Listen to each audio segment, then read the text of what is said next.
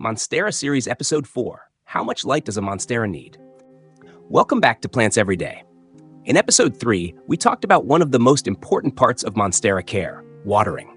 You learned how to tell when your plant actually needs water, how to avoid overwatering, and why checking the soil is much more effective than following a fixed schedule.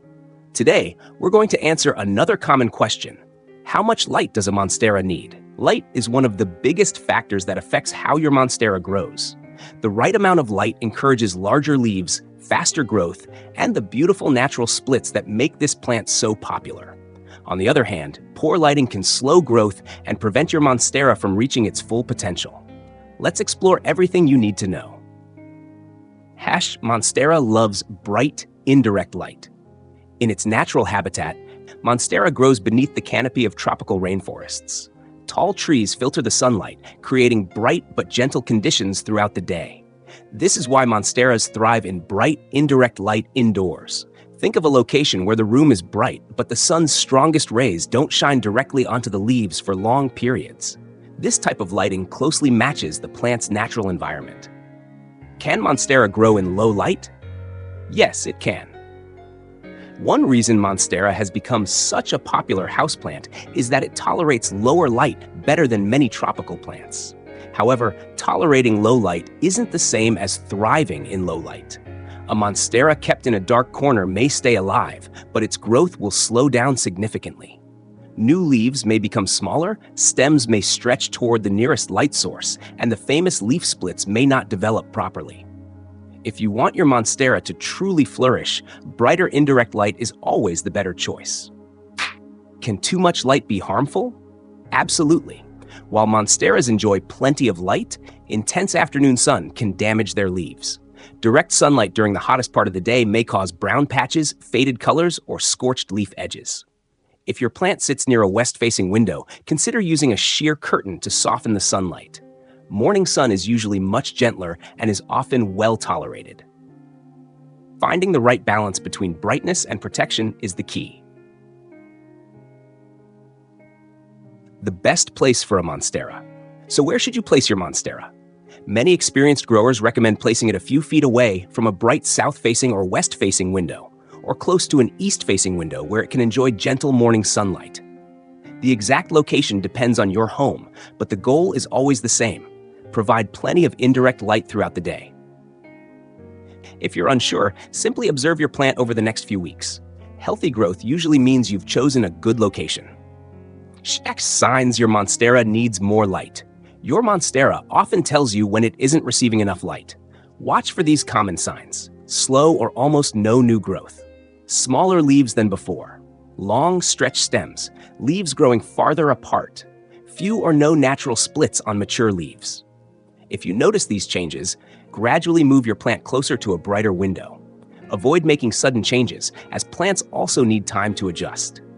Signs your Monstera is getting too much light. Too much direct sunlight can also create problems. Look for brown dry patches on the leaves, faded or bleached areas, crispy leaf edges, leaves curling to reduce sun exposure. If you see these signs, simply move your Monstera slightly farther from the window or filter the sunlight with a thin curtain. Small adjustments are often enough. Rotate your plant. Here's a simple tip that many beginners overlook. Monsteras naturally grow toward the strongest light source. If light only comes from one direction, your plant may begin leaning to one side. To encourage even growth, rotate the pot about a quarter turn every week or two. This helps create a fuller, more balanced plant. It's a small habit that makes a noticeable difference over time. What if your home doesn't get much natural light? Not every home has large sunny windows. Fortunately, Monstera can also grow under quality LED grow lights. Modern grow lights provide the spectrum plants need for healthy growth and are an excellent option for apartments or rooms with limited natural sunlight. Place the light above the plant and follow the manufacturer's recommended distance and daily lighting schedule.